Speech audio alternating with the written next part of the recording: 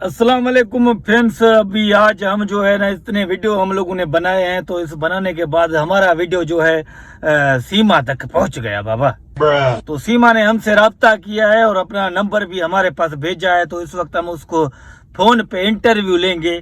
सो देखते हैं कि क्या क्या हमारे सवालों का जवाब देती है। सो अभी कॉल मिलाएं, उसको देखते हैं। सीमा, वेलकम करते हैं हम आपको अपने इस प्रोग्राम पे। आपको सबसे तो पहले हम ये कहेंगे कि आपको शर्म आना चाहिए कि आप यहाँ पाकिस्तान छोड़ के वहाँ गई हो इंडिया में, और पाकिस्तान की गिला कर रही हो। पाकिस्तान में इतनी महंगाई है, पाकिस्तान में ये होता है वो होता है। तो इसके बारे में आप क्या कहना चाहती हो, हमें बताओ मेहरबानी करके। पहले तो आपको बहुत बहुत धन्यवाद इतना अच्छा बोलने के लिए। वो धन्यवाद बाद में बोलते हैं, मुझे पता है तुम जुमा 8 दिन हो गया है तुम इधर इंडिया पहुंचा है।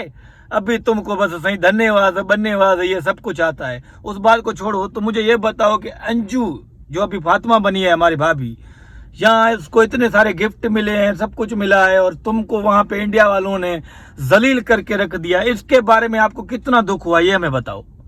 बहुत दुख है सर, हम थक गए हैं सर, मैं बहुत थक गई हूँ।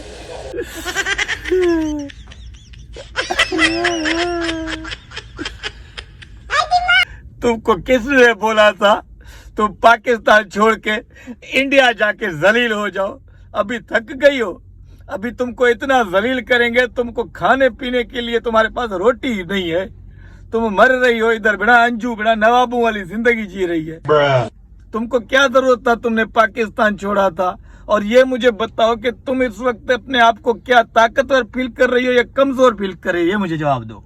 मैं बहुत खुद को बहुत ताकतवर समझती हूँ। अभी भी तुम खुद को ताकतवर समझती हो? यार इंसान को पिता होता है, तुमको तो वो पिता भी नहीं है सीमा। चलो छोड़ो इस बात को। ये मुझे बताओ कि जब भी तुम लाइव पे बैठती हो सोशल मीडिया के सामने या चैनलों के सामने, तुम तो फर बोलती रहती हो, बातें करती रहती हो। वो तुम्हारा जो भोलड़ा मोहंडरा है, चंद्रा सचिन, वो तो बात ही नहीं करता है, गूंगा है क्या चंद्रा?